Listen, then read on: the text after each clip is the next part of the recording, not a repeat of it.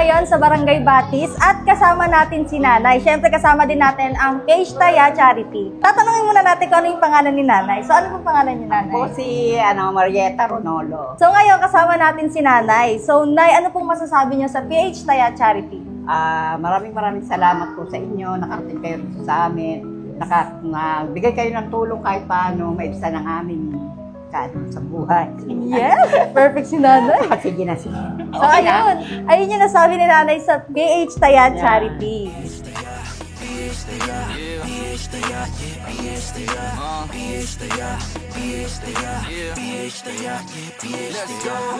Better dito yung madali.